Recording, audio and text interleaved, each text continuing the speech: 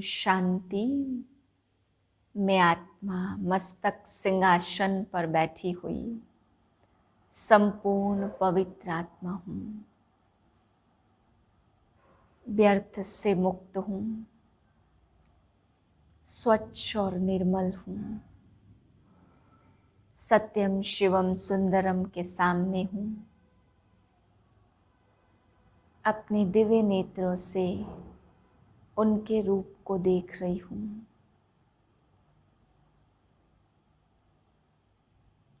और इसी याद में आज के बाबा के महावाक्य सुनती हूँ।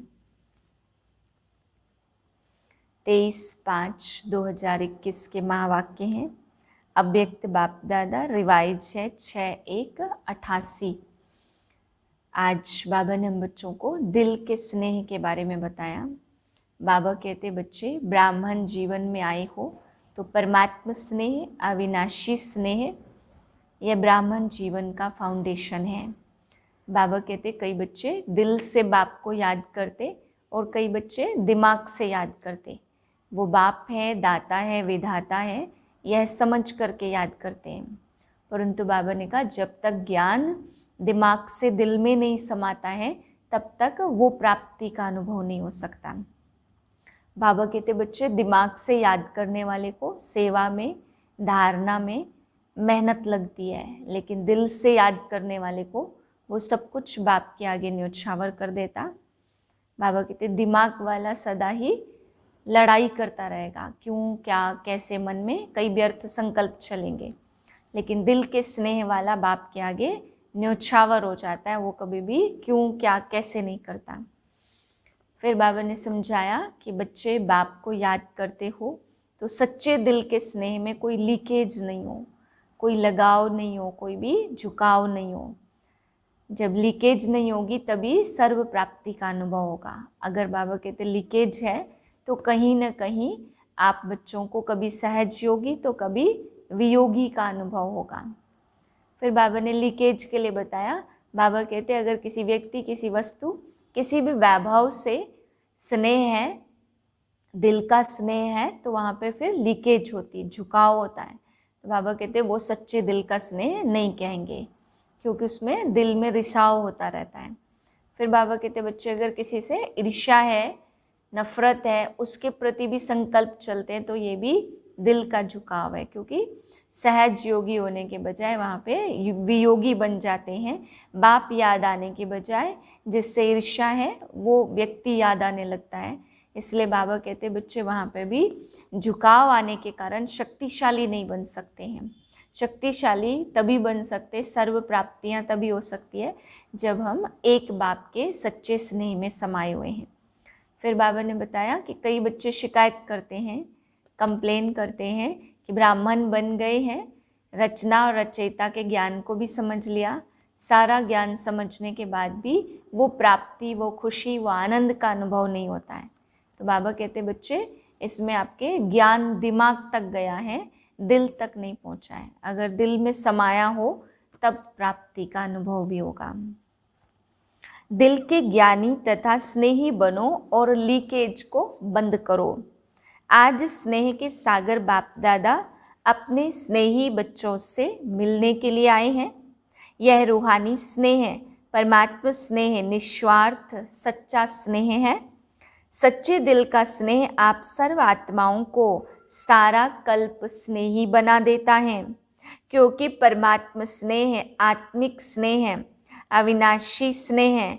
यह रूहानी स्नेह है, ब्राह्मण जीवन का फाउंडेशन है। रूहानी स्नेह का अनुभव नहीं तो ब्राह्मण जीवन का सच्चा आनंद नहीं। परमात्मा स्नेह कैसी भी पतितात्मा को परिवर्तन करने का चुंबक है, परिवर्तन होने का सहज साधन है, स्नेह अधिकारी बनाने का, रूहानी नशे का अनुभव कराने का आधार है।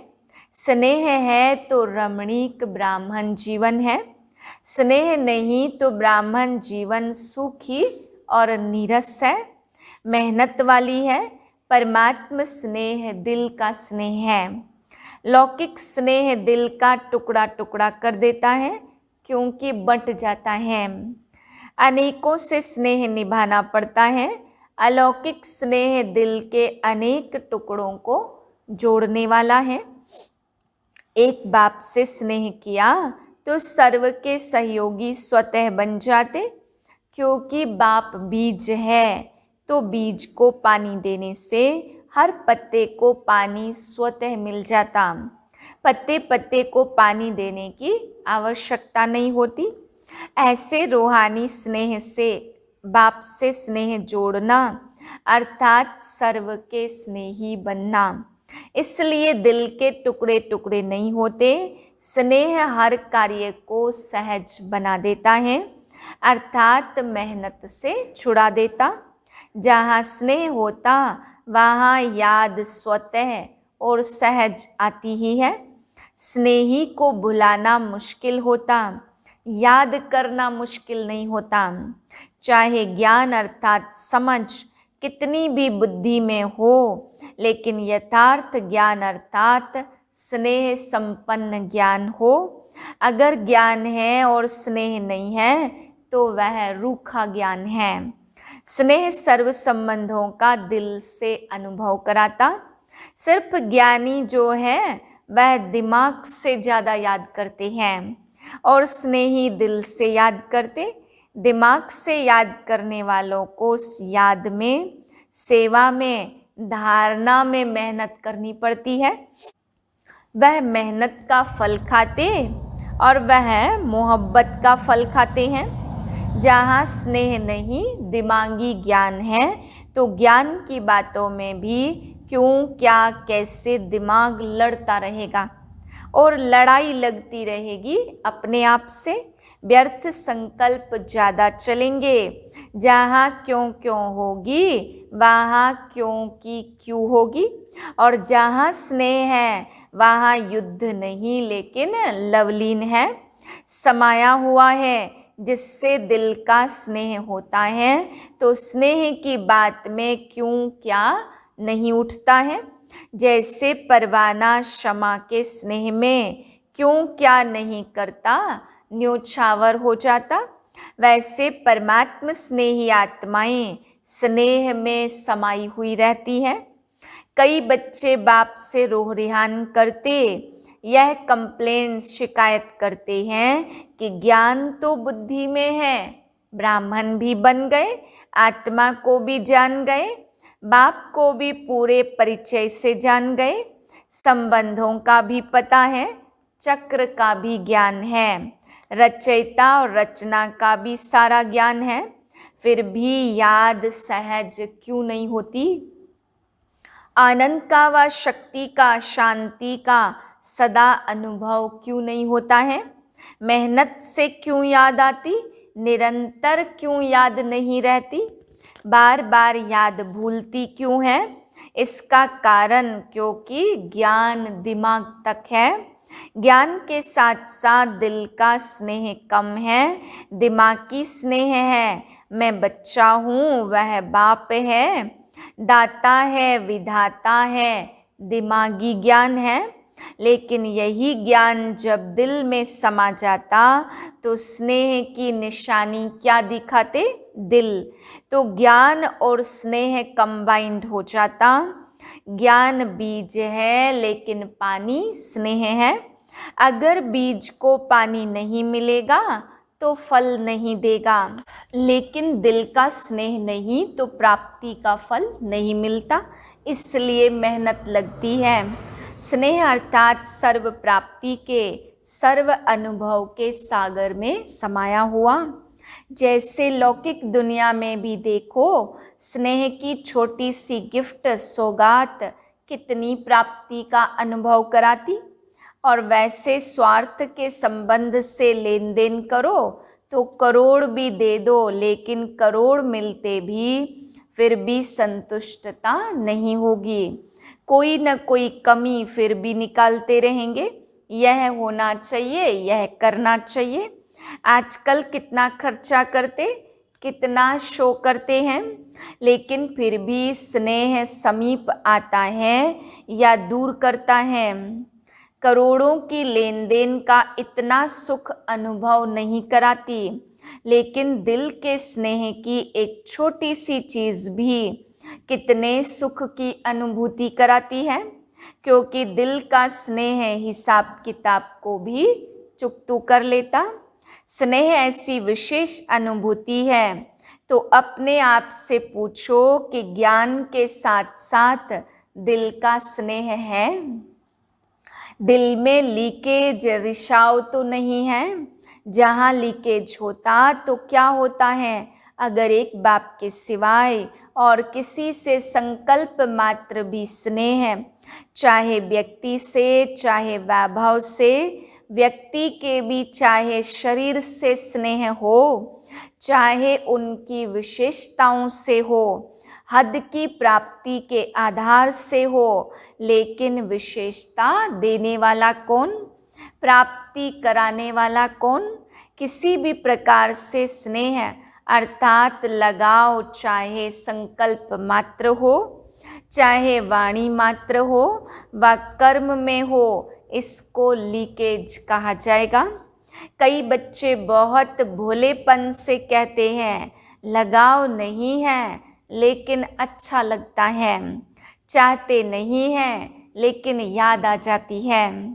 तो लगाव की निशानी है संकल्प, बोल और कर्म से झुकाव। इसलिए लीकेज होने के कारण शक्ति नहीं बढ़ती है, और शक्तिशाली न होने के कारण बाप को याद करने में मेहनत लगती, और मेहनत होने के कारण संतुष्टता नहीं रहती।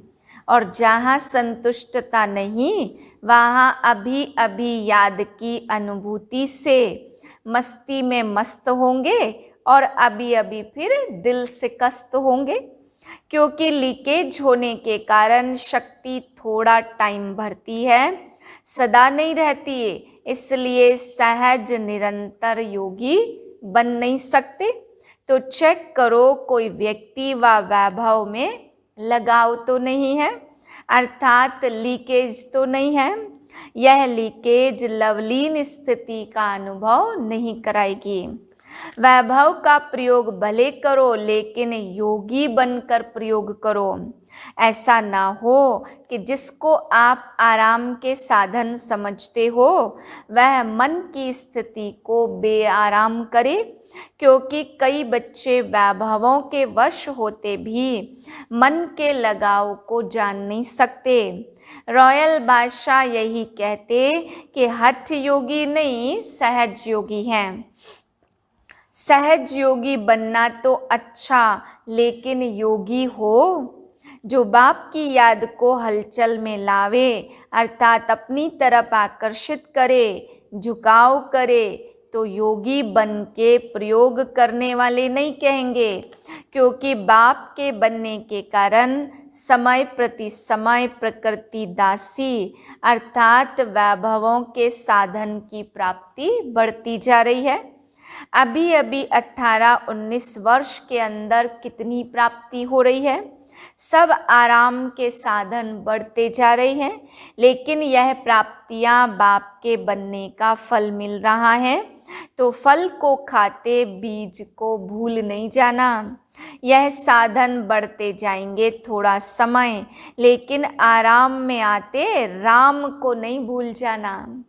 सच्ची सीता रहना, मर्यादा की लकीर से संकल्प रूपी अंगूठा भी नहीं निकालना, क्योंकि यह साधन बिना साधना के यूज करेंगे तो स्वर्ण हिरण का काम कर लेगा, लेकिन व्यक्ति और वैभव के लगाव और झुकाव से सदा अपने को सेफ रखना।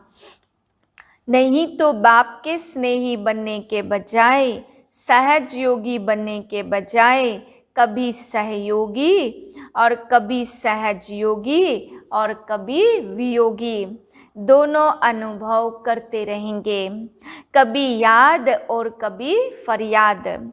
ऐसी अनुभूति में रहेंगे और कंप्लेन भी कभी पूरी नहीं होगी। व्यक्ति और वैभव के झुकाव की निशानी एक तो सुनाई, कभी सहज योगी, कभी योगी और कभी फरियादी। दूसरी बात, ऐसी आत्मा को प्राप्त सब होगा, चाहे साधन, चाहे सहयोग और चाहे स्नेह। लेकिन लीकेज वाली आत्मा प्राप्ति होते भी कभी संतुष्ट नहीं होगी। उनके मुख से सदैव किसी न किसी प्रकार की असंतुष्टता के बोल न चाहते भी निकलते रहेंगे। दूसरे ऐसे अनुभव करेंगे कि इनको बहुत मिलता, इन जैसा किसको भी नहीं मिलता, लेकिन वह आत्मा सदा अपने अप्राप्ति का, दुख का वर्णन करती रहेगी। लोग कहेंगे इन जैसा सुखी कोई नहीं, और वह कहेंगे मेरे जैसा दुखी कोई नहीं, क्योंकि गैस का गुब्बारा है, जब बढ़ता है तो बहुत ऊंचा जाता और जब खत्म होता तो कहाँ गिरता है। देखने में कितना सुंदर लगता, उड़ता हुआ, लेकिन अल्पकाल का होता है। कभी अपने भाग्य से संतुष्ट नहीं होगा, सदैव कोई न कोई को अपने भाग्य के अप्राप्ति के निमित्त बनाते रहेंगे। यह ऐसा करता, यह ऐसा करता, इसलिए मेरा भाग्य नहीं है। भाग्य विधाता भाग्य बनाने वाला है। जहाँ भाग्य विधाता भाग्य बना रहा है, उस परमात्मा शक्ति के आगे आत्मा की शक्ति भाग्य को हिला नहीं सकती। यह सब बहानेबाजी है। उड़ती कला की बाजी नहीं आती तो बहानेबाजी बहुत करते हैं। सब इसमें होशियार हैं। इसलिए यह चेक करो, चाहे स्नेह से झुकाव हो, चाहे हिसाब किताब चुकतू होने के कारण झुकाव हो, जिससे ईर्ष्या व घृणा होती है, वहाँ भी झुकाव होता है। बार बार वही याद आता रहेगा। बैठेंगे योग में बाप को याद करने और याद आएगा घृणा और ईर्ष्या वाला। सोचेंगे मैं स्वदर्शन चक्रधारी हूँ और चलेगा परदर्शन चक्र, तो झुकाव दोनों तरफ का नीचे ले आता। इसलिए दोनों चेक करना। फिर बाप के आगे अर्जी डालते कि वैसे तो मैं बहुत अच्छा हूँ, सिर्फ यह एक ही बात ऐसी है, इसको आप मिटा दो। बाप मुस्कुराते हैं कि हिसाब बनाया आपने और चुकतू करे बाप। चुकतू करावे यह बात ठीक है, लेकिन चुकतू करे यह बात ठीक नहीं है। बनाने के समय बाप को भूल गए और चुकतू करने के टाइम बाबा कहते करन करावन हार कराने के लिए बंधा हुआ है, लेकिन करना तो आपको पड़ेगा ना। तो सुना बच्चों का क्या क्या समाचार बाप दादा देखते हैं। सार क्या हुआ, सिर्फ रूखे ज्ञानी नहीं बनो, दिमाग के ज्ञानी नहीं बनो, दिल के ज्ञानी और स्नेही बनो और लीकेज को चेक करो। समझा। 18 जनवरी आ रही है ना, इसलिए पहले से स्मृति दिला रहे हैं, जो 18 जनवरी के दिन सदा का समर्थ दिवस मना सको। समझा। सिर्फ जीवन कहानी सुना के नहीं मनाना, लेकिन समान जीवन बनने का मनाना। अच्छा, सदा व्यक्ति और वैभव के झुकाव से न्यारे, बाप के स्नेह में समाये हुए, सदा यथार्थ ज्ञान और दिल के स्नेह दोनों में कंबाइंड स्थिति का अनुभव करने वाले, सदा योगी बन साधना की स्थिति से साधनों को कार्य में लाने वाले, सदा स्नेही दिल में समाये हुए बच्चों को दिलाराम बाप की याद, प्यार और नमस्ते। हम रूहानी बच्चों की रूहानी बाप को नमस्ते। पार्टियों से अव्यक्त बाप दादा की मुलाकात। अपने को डबल हीरो समझते हो। हीरे तुल्य जीवन बन गई तो हीरे समान बन गए, और सृष्टि ड्रामा के अंदर आदि से अंत तक हीरो पार्ट बजाने वाले हो, तो डबल हीरो हो गए ना। कोई भी हद के ड्रामा में पार्ट बजाने वाले हीरो एक्टर गाए जाते हैं, लेकिन डबल हीरो कोई नहीं होता। और आप डबल हीरो हो, बाप के साथ पार्ट बजाना, यह कितना बड़ा भाग्य है। तो सदा इस श्रेष्ठ भाग्य को स्मृति में रख। आगे बढ़ रहे हो ना, रुकने वाले तो नहीं हो ना। जो थकता नहीं है वह रुकता भी नहीं है, बढ़ता रहता है। तो आप रुकने वाले हो या थकने वाले हो?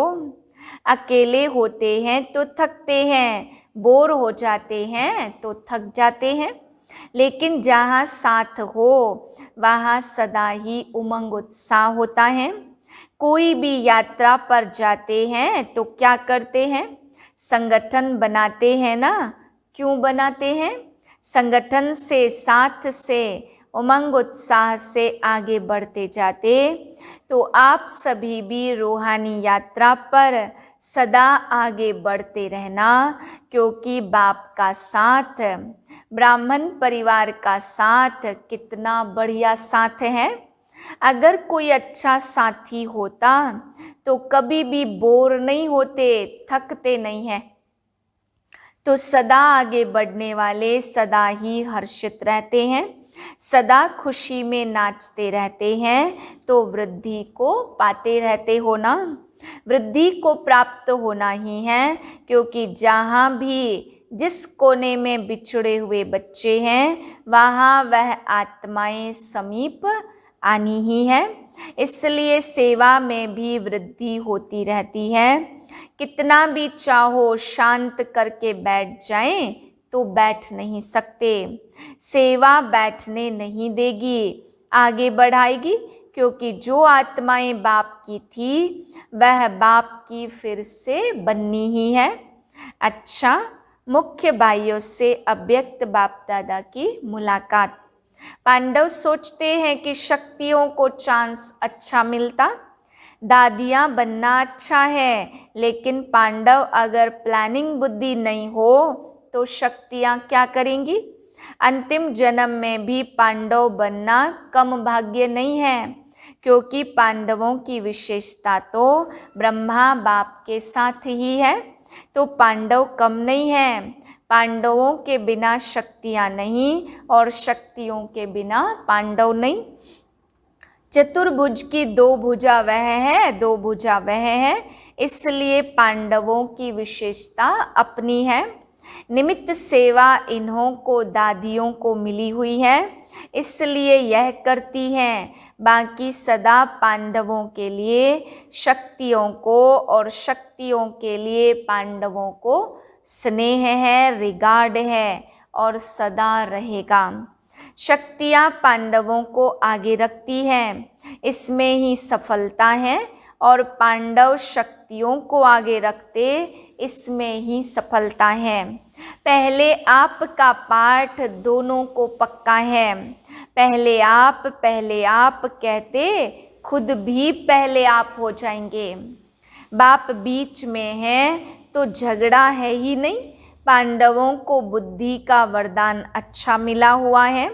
जिस कार्य के निमित्त बने हुए हैं उनको वही विशेषता मिली है, और हर एक की विशेषता एक दो से आगे है, इसलिए आप निमित्त आत्माएं हो। अच्छा, वरदान है संकल्प वृत्ति और स्मृति से व्यर्थ को समाप्त करने वाले सच्चे ब्राह्मण संपूर्ण पवित्र भव।